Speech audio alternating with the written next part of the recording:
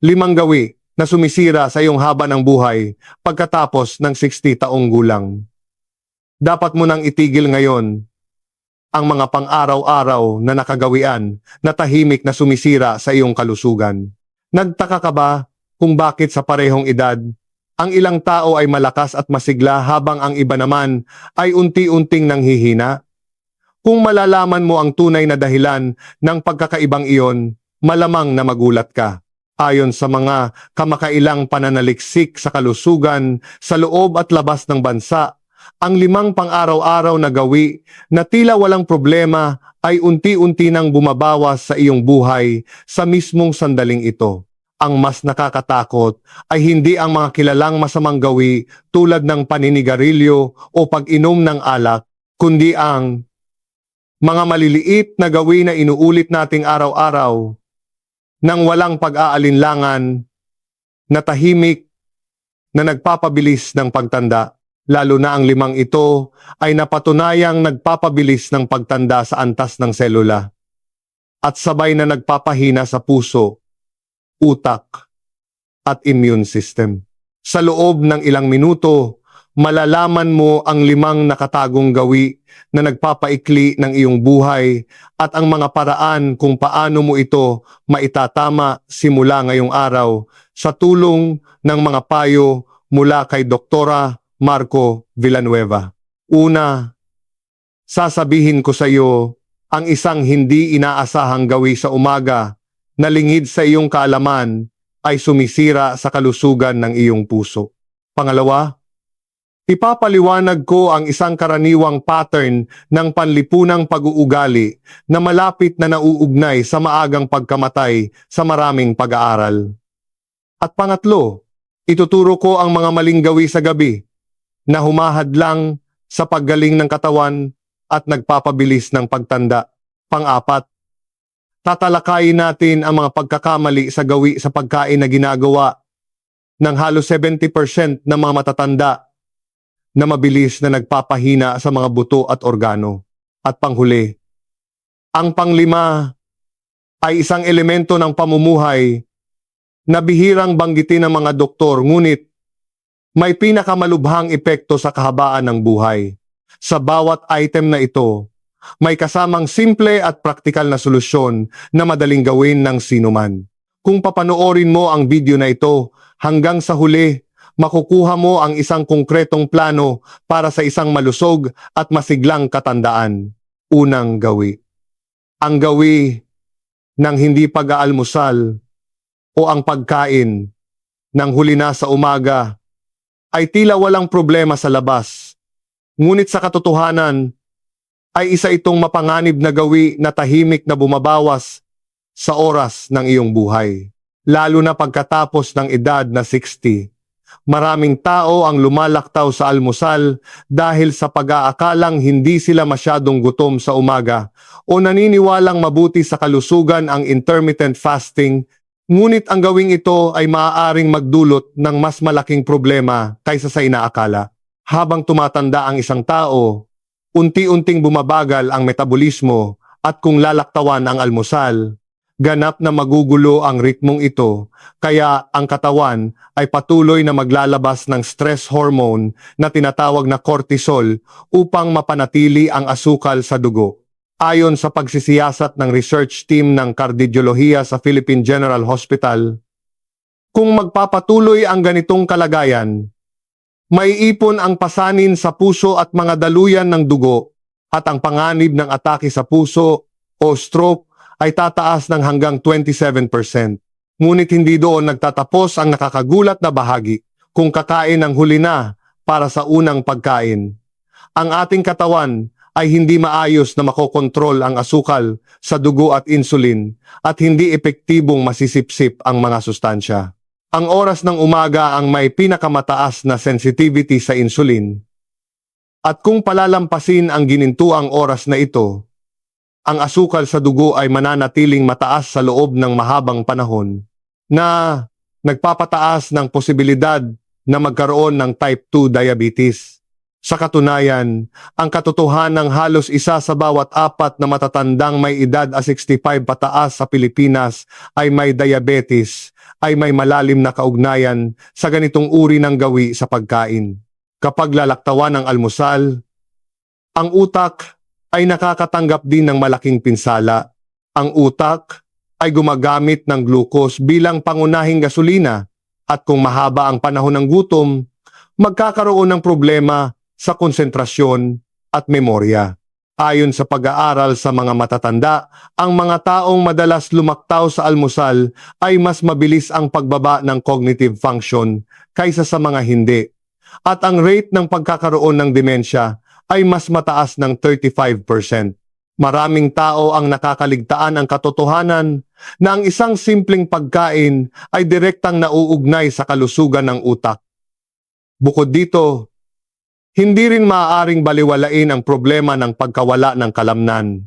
Pagkatapos ng edad na 60, nagsisimula ang pakikipaglaban sa sarcopenia, kung saan natural na nababawasan ang kalamnan at kung hindi sapat ang protina mula sa almusal, sisirain ng katawan ang sarili nitong kalamnan upang makakuha ng enerhiya. Dahil dito, biglang babagsak ang lakas ng katawan at hihina rin ang kakayahang magbalanse, na lubos na nagpapataas ng panganib ng pagtumba. Ang pagtumba ay isa sa pinakakaraniwan at mapanganib na aksidente sa mga matatanda. Mayroon din itong malubhang epekto sa immune system. Ang almusal ay isang mahalagang hudyat na nagpapahiwatig ng simula ng ritmong pang-immune sa araw. Kung lalaktawan ang pagkaing ito, babagal ang paggawa ng white blood cells at ang resistensya laban sa mga panlabas na virus o impeksyon ay kapansin-pansing bababa. Sa huli, dahil ito ay edad kung saan ang isang sipon o pamamaga ay maaaring maging malalang sakit, mas lalo itong mapanganib. Kung gayon, komplikado ba ang solusyon? Hindi naman. Kailangan mo lang kumain ng almusal na mayaman sa protina sa loob ng 2 oras pagkabangon.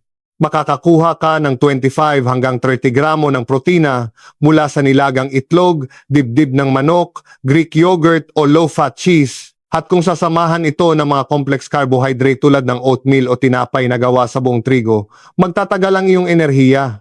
Ang pagkain din ng mga malusog na taba tulad ng mani o avocado ay malaki ang maitutulong sa kalusugan ng utak at balanse ng hormone. Ang simpleng gawing ito ay magpapanumbalik ng biological rhythm ng katawan, magpapatatag ng asukal sa dugo, magpoprotekta sa mga kalamnan, at magbibigay ng kailangang gasolina para sa utak. Sa katunayan, ang mga taong namumuhay ng masigla at malusog kahit pagkatapos ng edad na 60 ay itinuturing ang almusal bilang isang pangangailangan at hindi isang opsyon. Itinuturing nila ang almusal na parang gamot at ginagamit ito bilang pinakamalakas na sandata upang ihanda ang kanilang araw. Hindi pa huli ang lahat. Simulan na ang pagsasagawa nito simula ngayong umaga. Pangalawang gawi na sumisira sa buhay ay ang matagal na pag-upo. Sa ngayon, ang gawing ito ay tinatawag na pangalawang uri ng paninigarilyo dahil sa takot na hatid nitong resulta. Alam mo ba na kung nakaupo ka sa loob ng mahigit 6 na oras sa isang araw, pinaikli mo na ang iyong buhay? Nanonood ka man ng telebisyon, nagbabasa ng libro, o gumagawa ng mga hobby, ang pananatiling nakaupo nang walang galaw ay nagdudulot ng napakasamang pagbabago sa loob ng iyong katawan. Ang unang mapapansing problema ay ang matinding pagbagal ng daloy ng dugo sa mga binti. Dahil dito, mabilis na naiipon ang mga dumi ng taba sa loob ng mga daluyan ng dugo at mas mabilis na nagaganap ang arteriosclerosis kaysa sa kapag ikaw ay aktibo. Matapos ang mahabang panahon na pagsusuri sa 5,000 matatanda sa Pilipinas, lumabas na ang mga taong matagal nakaupo ay may halos 40% na mas mataas na panganib na mamatay dahil sa sakit sa puso kahit pa sila ay nag-ehersisyo. Ibig sabihin, ang isang beses na paglalakad sa umaga ay hindi kayang bawiin ang masamang epekto ng pag-upo sa buong araw. Hindi doon nagtatapos ang problema. Habang humahaba ang oras ng pagkakaupo, hindi gumagalaw ang mga kalamnan kaya ang kakayahan sa pagkontrol ng asukal sa dugo ay nasisira. Kung hindi hihilahin ng kalamnan ang glucose, ang asukal sa dugo ay mananatiling mataas pagkatapos kumain, na nagiging sanhi ng unti-unting pagkasira ng mga daluyan ng dugo at nerves. Sa katunayan, maraming tao na sumusunod sa ganitong pattern ang nagpapakita na ng insulin resistance na katulad ng pre-diabetes kahit hindi pa sila nadadiagnose na may diabetes. Mayroon din itong napakasamang epekto sa mga buto at joints. Ang matagal na pag-upo ay nagbibigay ng abnormal na diin sa gulugod na nagpapabilis sa pagkapudpod ng mga disc at nagiging sanhi ng pabalik-balik na sakit sa likod. Ang mga kalamnan sa paligid ng balakang ay umiikli, ang mga kalamnan sa puwet ay humihina, at ang buong postura ay nagugulo. Dahil dito, hindi na mapanatili ang maayos na sentro ng katawan at bumababa ang sense of balance, kaya ang panganib ng pagtumba ay mabilis na tumataas. Ang pagtumba ay kabilang sa mga nangungunang dahilan ng kamatayan sa mga taong ay 55 pataas sa bansa. Apektado rin ng malubha ang immune function. Ang lymphatic system ay may tungkuling ilabas ang mga dumi at toxin sa katawan, ngunit dahil wala itong bomba tulad ng puso, hindi dadaloy ang lymph fluid kung walang galaw ang mga kalamnan. Sa huli, ang gawing matagal na pag-upo ay nagpaparalisa sa buong immune system at nagiging sanhi ng pagkalat ng mga sakit na pamamaga sa buong katawan. Sa aspetong mental, ito ay lubos ding nakakasama. Kapag nabawasan ang daloy ng dugo, bumababa ang supply ng oxygen sa utak, at dahil dito, ang bahagi ng hippocampus na responsable sa memorya ay unti-unting numinipis. Ayon sa pag-aaral gamit ang brain imaging, ang mga matatandang nakaupo sa halos buong araw ay may mas mabilis na pagbaba ng cognitive function at mas malinaw na mga sintomas ng maagang demensya kaysa sa mga hindi. Ngunit ang magandang balita ay hindi mo kailangan ng matinding ehersisyo para malutas ito. Ang susi ay ang huwag maupo ng matagal. Subukang tumayo at gumalaw kahit sa loob lamang ng 2 minuto bawat 30 minuto. Ang pagpunta sa kusina para uminom ng tubig, paglalakad ng nakataas ang tuhod sa mismong lugar na kinatatayuan, o simpleng stretching ay sapat na para bumalik sa normal ang metabolismo at daloy ng dugo. Mahalaga ang paglalagay ng maliliit na galaw sa araw-araw na buhay. Ang pakikipag-usap sa telepono ng nakatayo, ang pag-angat ng binti habang naghihintay ng kape, o ang pag-upo at pagtayo ng 10 beses mula sa upuan ay maituturing ng mahusay na ehersisyo para sa lakas. Ang mga maliliit na galaw na ito ay naiipon sa loob ng isang araw at nagiging isang malakas na kalasag na nagpoprotekta sa ating katawan. Kung maaari, kapag nagbabasa o nagtatrabaho, huwag lang maupo kundi gumamit ng standing desk para natural na magpalit ng postura sa pagitan ng pag-upo at pagtayo. Ang mahalaga ay hindi ang huwag nang maupo kailanman, kundi ang iwasan ang kalagayang walang galaw sa loob ng mahabang oras. Sa katunayan, ang mga matatandang may mahabang buhay sa buong mundo ay kumikilos sa buong araw para sa iba't ibang bagay. Ito ay dahil ang kanilang buhay mismo ay puno ng galaw at hindi lamang nakadepende sa takdang oras ng ehersisyo. Ang ating katawan ay idinisenyo para gumalaw, at ang pagsunod sa disenyong ito ang pinakapangunahin at mahalagang sikreto sa pagpapanatili ng kalusugan pagkatapos ng edad na 60. Pangatlong gawin na nagpapaikli ng buhay ay nagsisimula sa isang bagay na mas simple kaysa sa iyong iniisip. Ito ay ang hindi pag-inom ng sapat na tubig sa buong araw. Maraming mga lolo at lola ang nagpapabaya sa pag-inom ng tubig dahil hindi sila nakakaramdam ng uhaw o dahil ayaw nilang pabalik-balik sa banyo, ngunit ang pinsalang dulot nito sa katawan ay higit pa sa simpleng pagkauhaw. Paglampas ng 60 taong gulang, ang pakiramdam ng uhaw ay nagiging mapurol na, kaya hindi na namamalayan na kulang na pala ang tubig at ang katawan ay unti-unti nang natutuyo mula sa loob. Kapag kulang ang tubig sa katawan, unang nagiging malapot ang dugo.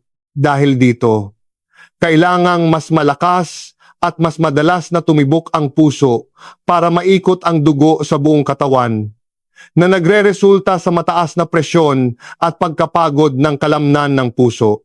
Ayon sa pag-aaral ng isang university hospital sa Manila na sumubaybay sa 15,000 katao sa loob ng 25 taon, ang mga taong may chronic dehydration ay may 50% na mas mataas na panganib ng heart failure kaysa sa mga hindi. Sa kalagayang pagod na ang puso dahil sa pagtanda, kung madaragdagan pa ito ng kulang sa tubig, darating ang puso sa punto na hindi na nito kaya. May malaking pasanin din sa bato.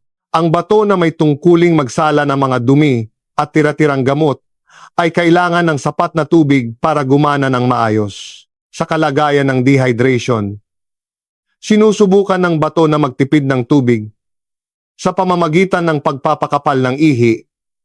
Ngunit sa prosesong ito, ang mga masasamang sangkap ay naiipon sa ihi at nagiging sanhi ng pagkakaroon ng bato sa bato o kidney stones.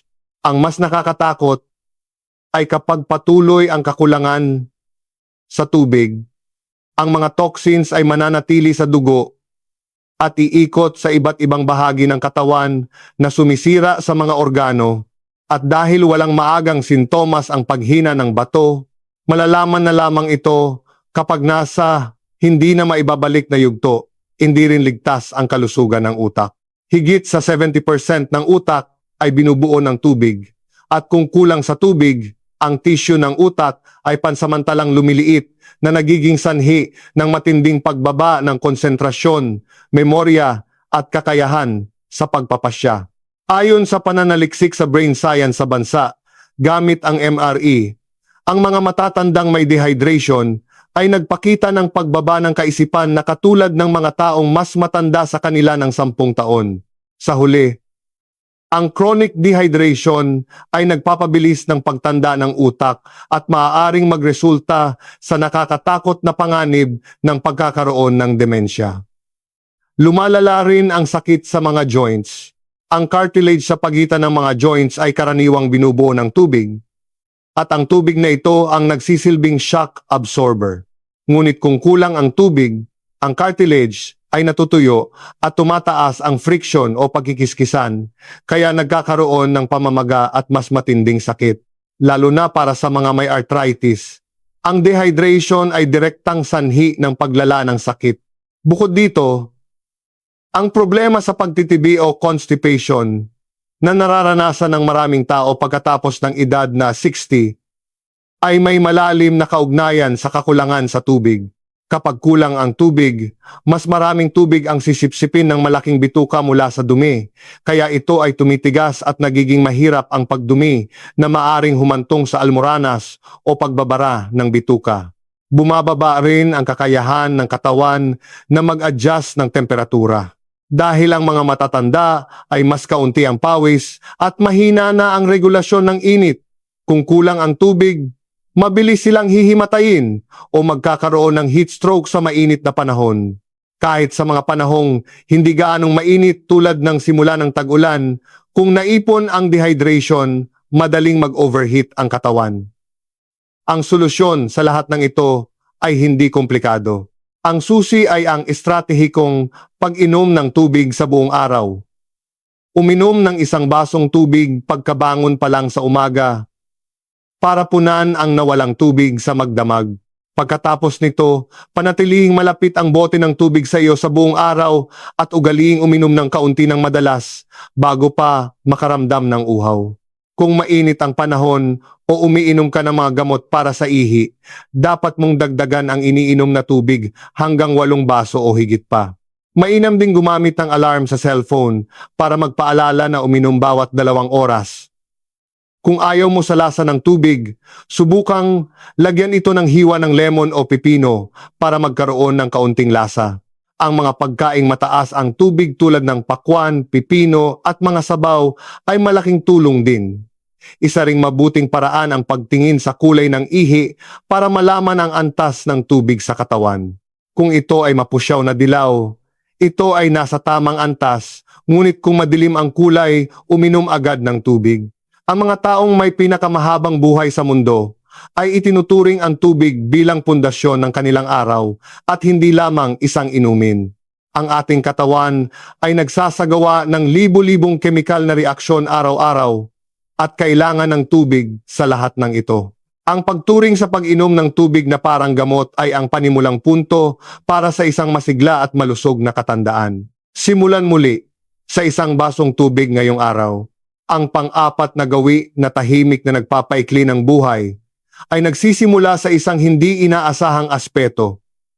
Ito ay ang pagputol ng pakikipag-ugnayan sa kapwa at ang sobrang pagpapahaba ng oras na mag-isa. Sa unang tingin, tila simpleng pagkakaiba lamang ito sa estilo ng pamumuhay.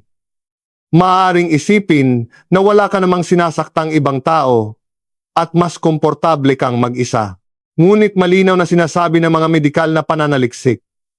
Ang kalungkutan at paghihiwalay sa kapwa ay kasing bagsik sa kalusugan ng paninigarilyo ng ilang piraso ng sigarilyo bawat araw. Habang dumarami ang oras na mag-isa, itinuturing ito ng katawan bilang isang banta at hindi tumitigil ang nervous system sa pagiging alerto. Habang mas kakaunti ang pakikipag-ugnayan sa tao, patuloy na naglalabas ng mga stress hormone tulad ng cortisol at adrenaline na nagiging sanhi ng mataas na presyon, mahinang immune system at madaling pagkapukaw ng pamamaga sa buong katawan.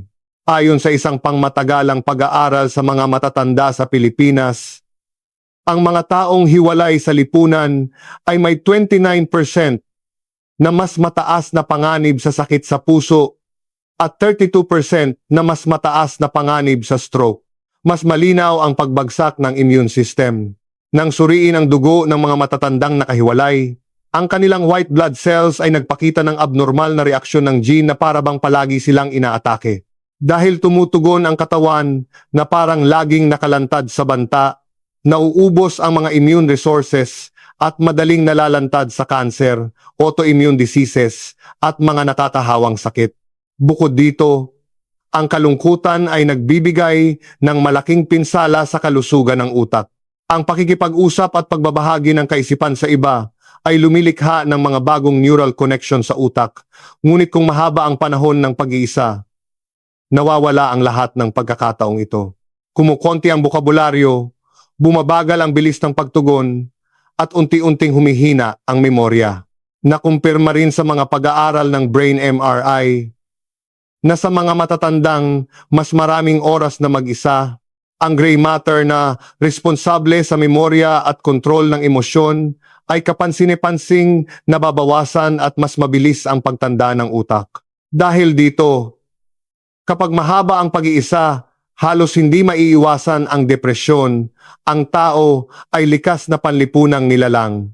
Tayo ay mga nilalang na nabubuhay sa pamamagitan ng pakikipag-usap at pakikiramay. At kung hindi matutugunan ang pangangailangang ito, bababa ang produksyon ng mga neurotransmitters tulad ng serotonin at dopamine, kaya babagsak ang mood at lalong lalalim ang kalungkutan. Ang problema ay ang depresyong ito ay hindi lamang nananatili bilang isang emosyon. Nagbibigay ito ng masamang epekto sa kalusugan ng puso at humahadlang sa malalim na pagtulog sa gabi na kailangan para sa paggaling ng mga selula. Hindi lamang iyon, habang humahaba ang oras na mag-isa, bumababa rin ang kakayahang alagaan ang sariling kalusugan. Dahil walang nag-aalaga o nagbabantay, madaling makaligtaan ang pagkain, makalimutan ang gamot, o baliwalain ang mga kakaibang nararamdaman sa katawan. Sa huli, ang ganitong pagpapabaya sa sarili ay nagre-resulta sa paglala ng iba't ibang problema sa kalusugan. Upang makawala sa ganitong pag-iisa, kailangan ng sadyang pagsisikap. Kahit hindi mo gusto, subukang sumali sa isang nakatakdang pagtitipon minsan sa isang linggo. Maaaring ito ay isang book club, grupo sa paghahalaman, organisasyon sa barangay o gawaing pansimbahan. Hindi mahalaga kung anong uri ito. Ang mahalaga ay hindi kung ano ang ginagawa mo, kundi kung gaano ka kadalas pumupunta. Kapag madalas mong nakikita ang parehong mga mukha, natural na mabubuo ang relasyon.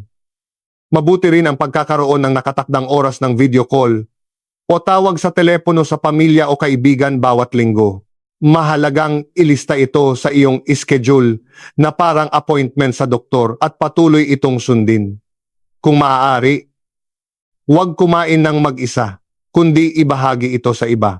Ang pagkain ng may kasama ay malaking tulong sa emosyonal na katatagan at balanse ng nutrisyon. Kung may pagkakataon, ang pag-aalaga ng hayop ay napaka-epektibo rin, lalo na ang aso.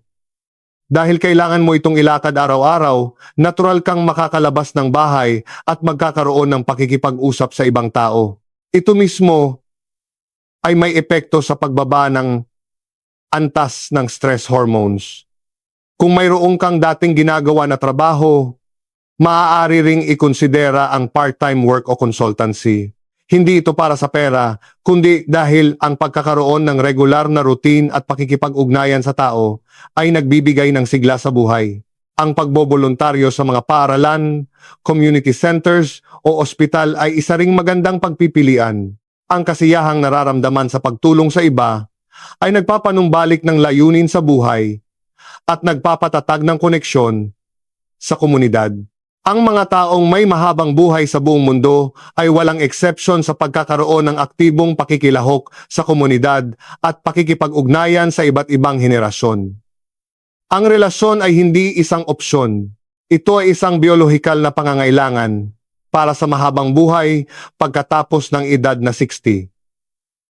Ang isang mainit na pagbati, maliit na pakikipag-usap, o maikling tawag sa telepono ay maaaring maging simula ng pagbabago sa iyong kalusugan.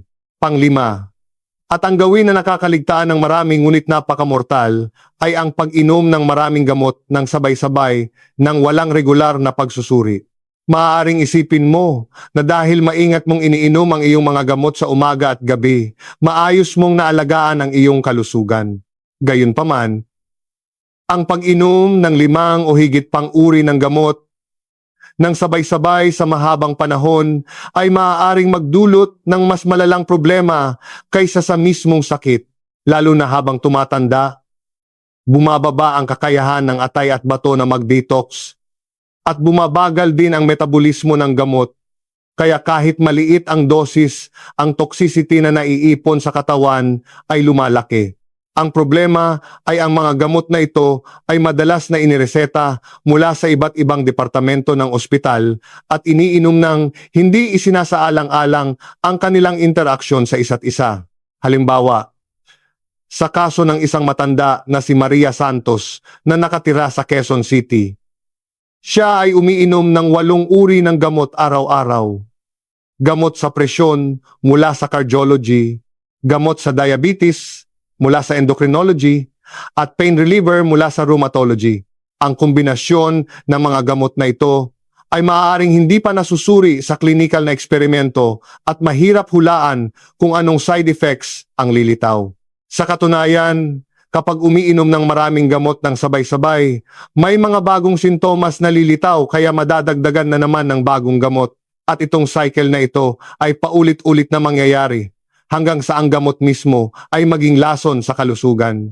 Ang ganitong pag-iipon ng gamot ay maaaring magdulot ng pagkahilo, kalituhan, pagtumba, at maging pinsala sa mga organo. Sa maraming pagkakataon, ang mga sintomas na ito ay napagkakamalang simpleng pagtanda. Ngunit sa katunayan, maaaring ito ay reaksyon mula sa toxicity ng gamot, lalo na ang mga gamot na may sangkap na humaharang sa mga neurotransmitters na kailangan para sa memorya at kakayahan sa pagkatuto ay lubos na nagpapataas ng panganib ng demensya. May mga pag-aaral na nagpapakita na ang pag-inom ng maraming gamot na matatagpuan sa mga gamot sa presyon, pampatulog, gamot sa allergy, at gamot sa pantog ay nagpapataas ng rate ng demensya ng hanggang 54%. tumataas din ang panganib ng pagtumba. Ang isang gamot ay nagpapababa ng presyon. Ang isa naman ay nagdudulot ng pagkahilo. At kung sasamahan pa ng gamot na nagpapalabo ng paningin, ang simpleng pagtayo ay lubhang nagpapataas ng panganib ng aksidente. Ang pagtumba ay isa sa mga pinakakaraniwang aksidente na humahantong sa kamatayan ng mga matatanda. Gayunpaman, ang mga pagbabagong ito na dulot ng gamot ay madalas na pinalalampas sa pag-aakalang bahagi lamang ito ng pagtanda. Bukod dito, ang mga gamot ay tahimik na nag-uubos ng mga sustansya sa katawan. Ang gamot sa kolesterol ay nagbabawas ng coenzyme Q10 na mahahalaga sa puso at kalamnan. Ang mga gamot sa ihi ay naglalabas ng mga mahahalagang mineral tulad ng potassium at magnesium, at ang mga antacids naman ay humaharang sa pagsipsip ng calcium, iron at vitamin B12. Dahil dito, lumilitaw ang pagkapagod, paghina ng kalamnan at anemia na nagreresulta sa pag-inom ng iba pang mga gamot. Hindi rin maaaring baliwalain ang pasanin sa bulsa. Kung gumagastos ka ng libu-libong piso bawat buwan para sa gamot, mawawalan ka ng pagkakataon na mamuhunan sa tunay na kalusugan tulad ng masustansyang pagkain, check-up, ehersisyo at pakikipag-ugnayan sa tao. Ang gamot ay dapat maging paraan para protektahan ang kalusugan at hindi maging sentro na sumisira sa kalidad ng buhay. Ang unang hakbang sa paglutas ng problemang ito ay simple. Suriin ang lahat ng gamot na iniinom at magpunta sa direksyon ng pagbabawas o pagtigil sa mga hindi kinakailangang gamot. Kahit isang beses sa isang taon. Siguraduhing makipag-usap sa iyong doktor o pharmacist para sa isang komprehensibong pagsusuri ng gamot. Mahalagang dalhin at ipakita hindi lamang ang mga gamot mula sa ospital, kundi pati na rin ang mga supplements, herbal meds, bitamina at mga patch. Tanungin ang iyong sarili tungkol sa bawat gamot. Para sa anong partikular na sintomas ko ito iniinom? Kailangan ko pa ba ito ngayon? Anong pagbabago ang mangyayari kung ititigil ko ito? Maaari ko bang bawasan ang gamot na ito kung babaguhin ko ang aking pamumuhay? Sa mga gamot na matagal mo nang iniinom nang walang pag-aalinlangan, marami ang maaaring hindi na talaga kailangan. Ang pagsubok na bawasan o itigil ang gamot sa ilalim ng gabay ng doktor ay maaaring maging pagkakataon para itaas ang kalidad ng iyong buhay. Makakatulong din ng malaki ang gawing pagtatala ng kalagayan ng katawan sa partikular na oras ng araw. Kung ang mga sintomas tulad ng pagkahilo, antok, pangangasim ng sikmura o hindi pagtulog ay lumilitaw agad pagkatapos uminom ng partikular na gamot, hindi ito simpleng pagtanda kundi isang malinaw na side effect. Kailangan ang pagtatala para hindi makaligtaan ang mga signal na iyon. Ayon sa pananaliksik, ang mga matatandang nagbawas ng hindi kinakailangang gamot ay nakaranas ng mas malinaw na pagbuti sa kalidad ng buhay kaysa sa mga nagdagdag ng bagong gamot. Ang karaniwang katangian ng mga taong tumatanda ng pinakamalusog ay ang paggamit ng kaunting gamot at pag-asa sa tamang pagkain, galaw at ritmong pang-araw-araw. Ngayon na ang oras para baguhin ang direksyon ng buhay mula sa pag-asa sa gamot tungo sa pakikinig at pag-aayos ng sariling signal ng katawan. Ang pagbabawas ng gamot ang maaaring maging tunay na simula ng kalusugan. Hanggang ngayon, ang 5 gawin na nabanggit natin ang paglaktaw sa almusal, ang pamumuhay ng laging nakaupo, ang chronic dehydration, ang pagputol ng ugnayan sa tao, at ang pag-inom ng gamot ng walang pagsusuri ay mga estilo ng pamumuhay na maaari mong baguhin mismo. Ang pinakanakakamanghang katotohanan ay kahit pagkatapos ng edad na 60, ang ating katawan ay may kakayahang tumugon sa mga pagbabago at pagalingin ang sarili nito. Kung sisimulan mong kumain ng protina sa umaga, kumilos sa regular na pagitan, uminom ng tubig ng madalas, magpatuloy sa pakikipag-ugnayan sa tao, at suriin at bawasan ang mga gamot, hindi mo lamang mapipigilan ang paglala, kundi maging ang mga nasira ng functions ay maaari pang manumbalik. Sa katunayan, maraming tao na nagbago ng 5 gawing ito ang nakaranas ng kapansin-pansing pagbabago sa loob lamang ng ilang linggo. Marami ang nagsasabi na naging mas malinaw ang kanilang isip, nagkaroon ng lakas ang katawan, lumalim ang pagtulog, at nagbago ang enerhiya sa bawat araw. Ang edad ay numero lamang at hindi ito nangangahulugan ng tadhana na dapat kang manghina. Ang paraan ng ating pagpili araw-araw ang magpapasya kung ang ating buhay ay magiging simpleng pag-iral lamang o isang masiglang katandaan. Ang layunin ay hindi ang mabuhay lamang ng matagal. Ang tunay na mahabang buhay ay ang mabuhay ng malusog, may dignidad at nag-enjoy sa buhay. Ang simula nito ay hindi mahirap.